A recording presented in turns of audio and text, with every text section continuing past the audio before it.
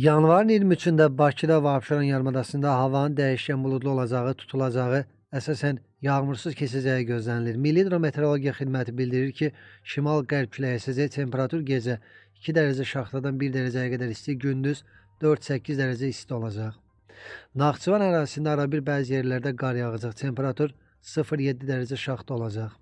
Gecə və səhər bəzi şəhər ətrafı ərazilərdə yolların buz bağlama ehtimalı var.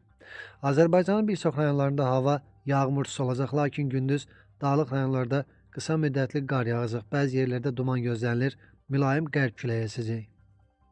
Temperatur gecə 1-6 dərəcə şaxta, gündüz 5-9 dərəcə isti, dağlarda gecə 7-12, yüksək dağlıq ərazilərdə 12-16 dərəcə şaxta, gündüz 0-5 dərəcə şaxta olacaq.